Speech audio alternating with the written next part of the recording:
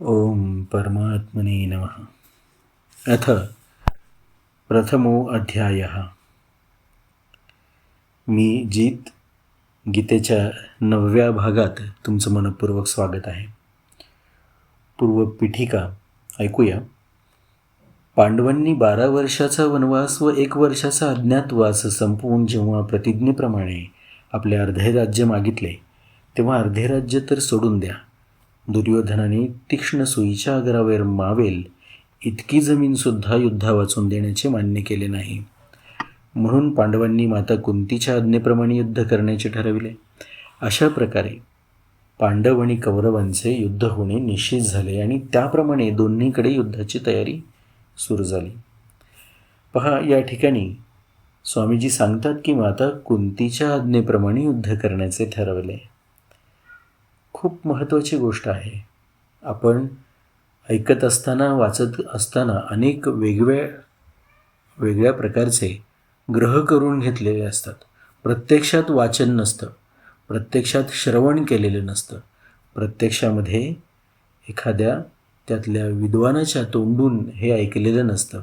त्यामुळं भ्रम निर्माण झालेले असतात. माता कुंती हिच्या आज्ञेप्रमाणे हे युद्ध होते. तुम्ही पाहिलं तर कर्णाच्या जन्मापासून ते या महाभारताच्या वानप्रस्थाश्रमाच्या मध्ये ज्यावेळेला हे तिघंसुद्धा म्हणजे विशेषतः कुंती, गांधारी आणि धृतराष्ट्र हे वनामध्ये गेलेले असताना तिथे जळून मरण पावले. त्याच्यानंतर पांडवांनी स्वर्गारोहण वगैरे ह्या सगळ्या गोष्टी आपल्याला माहिती आहेत सगळ्या. परंतु कुंती ही तिचं जे चरित्र आहे हे संपूर्ण महाभारतामध्ये अत्यंत महत्त्वाचं आहे. ती ज्यावेळेला पांडवांना घेऊन पांडूचे म्हणजे ती सम्राट पांडूची पत्नी आहे आणि ती पांडूच्या मुलांचा अधिकार घेण्यासाठी ज्यावेळेला हिमालयातून इथे या हस्तिनापुरामध्ये आलेली आहे, तेव्हा आणि आता या महाभारताच्या युद्धापर्यंत अनेक गोष्टी घडून गेलेल्या आहेत. पहा, त्यानंतर कुंती ज्यावेळेला या द्रौपदीच्या विवाहाची गोष्ट या पांडवांना सांगते किंवा त्या विवाहामध्ये पांडव जे सहभागी होतात, लक्षात घ्या, त्या ठिकाणी सगळ्यात पहिल्यांदा कृष्णाचा या सगळ्यांच्या आयुष्यामध्ये प्रवेश झालेला आहे. कुंती आणि कृष्णामध्ये रक्ताचं नातं आहे, अगदी सख्खी आत्या आहे ती, लक्षात घ्या.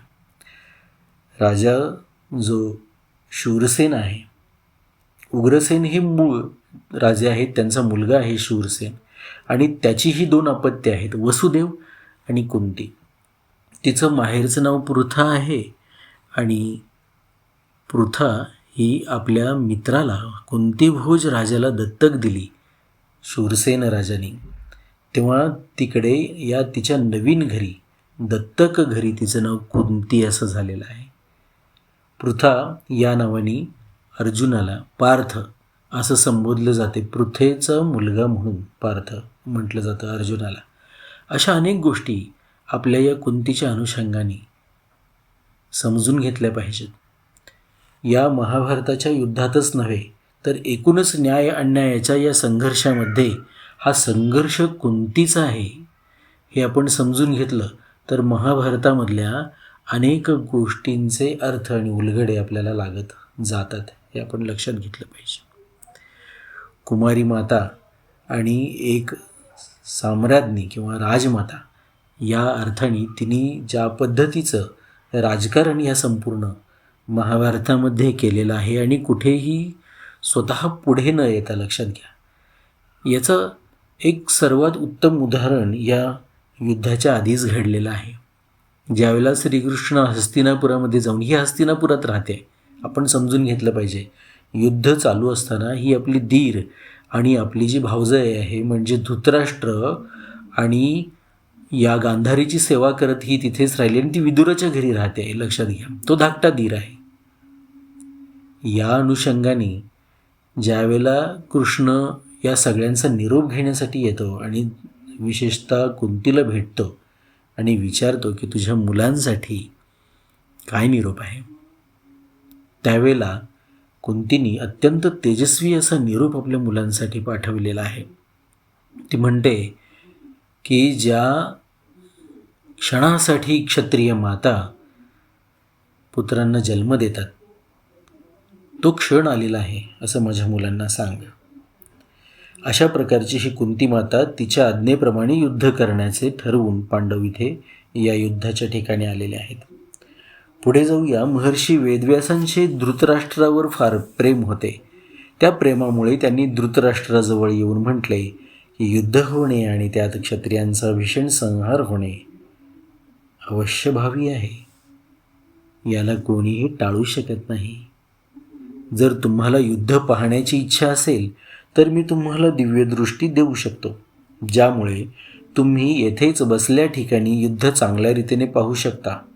यावर धृतराष्ट्र म्हणाले की मी जन्मभर आंधळा राहिलो, आता आपल्या कुळाचा संहार पाहू इच्छित नाही, परंतु युद्ध कसे होत आहे याचा समाचार मात्र जरूर ऐकू इच्छितो. तेव्हा व्यासजी म्हणाले की मी संजयाला दिव्यदृष्टी देतो. त्यामुळे संजय संपूर्ण युद्धाला, संपूर्ण घटनांना, सैनिकांच्या मनात आलेल्या विचारांना सुद्धा जाणेल, ऐकेल, पाहिल आणि सर्व समाचार तुम्हाला सांगेल, असे म्हणून व्यासांनी संजयाला दिव्यदृष्टी प्रदान केली आहे. पहा, दिव्यदृष्टीचा अर्थ किती गहन आहे या ठिकाणी. आणि सुद्धा व्याकरण आपण पुढच्या ज्यावेळेला गीतेला आरंभ होईल आणि आपण या सगळ्या गोष्टी व्याकरणाच्या दृष्टीने पाहणार आहोत, तेव्हा आपल्या लक्षात येईल की संजयानं दिव्यदृष्टी होतीचा अर्थ काय आहे नेमका. तर हा ज्ञानाचा चक्षु आहे हे आपण समजून घेतलं पाहिजे. त्यांच्या आकलनाचा चक्षु आहे हे समजून घेतलं पाहिजे. अंतर्ज्ञानाचा चक्षु आहे हे समजून घेतलं पाहिजे. निश्चित समयानुसार कुरुक्षेत्राच्या ठिकाणी युद्ध प्रारंभ झाले. 10 दिवस संजय युद्धस्थळातच होते. जेव्हा भीष्म पितामह बाणांच्या माऱ्यांनी रथाच्या खाली पडले, तेव्हा संजयने हस्तिनापूरला जाऊन तेथे धृतराष्ट्र राहत होते त्या ठिकाणी धृतराष्ट्राला हा समाचार सांगितला. हा समाचार ऐकून धृतराष्ट्राला अत्यंत दुःख झाले आणि ते शोक करू लागले. नंतर त्यांनी संजयाला युद्धाचे संपूर्ण वर्तमान ऐकविण्याविषयी म्हटले आणि भीष्म पर्वाच्या 24व्या अध्यायात मग संजयने युद्धाविषयी सर्व वर्तमान धृतराष्ट्राला सांगितले. महाभारत एकूण 18 पर्व आहेत महाभारतात. या पर्वांच्या अंतर्गत अनेक अवांतर पर्वही आहेत. त्यापैकी भीष्म पर्वांतर्गत हे श्रीमद भगवद्गीता पर्व आहे, जे भीष्म पर्वाच्या 13व्या अध्यायापासून आरंभ होऊन 42व्या अध्यायामध्ये ते समाप्त होते.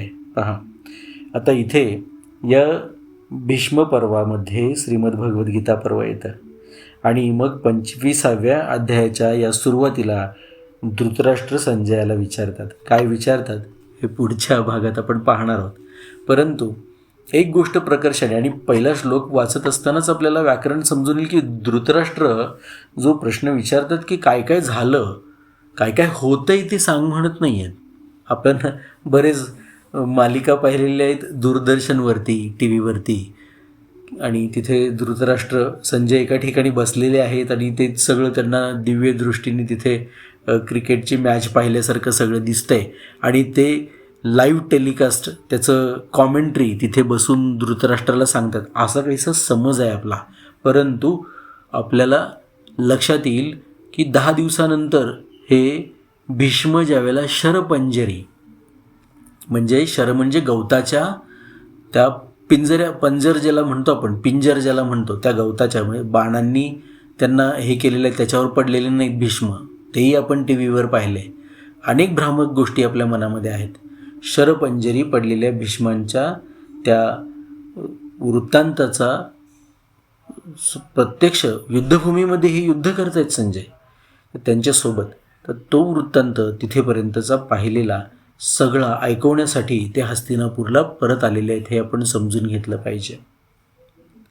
आणि त्यांच्या दिव्यज्ञानाने त्यांनी अनेक गोष्टी जाणून घेतल्या. हे भगवंताचं आणि अर्जुनाचं संपूर्ण जे काही बोलणं आहे, संवाद आहे, तो सुद्धा या दिव्य चक्षुनी म्हणजे ज्ञानचक्षुनी संजयने ऐकलेला आहे. आणि तोच तो तसा जसाच्या तसा घेऊन ते धृतराष्ट्रापर्यंत आलेले आहे.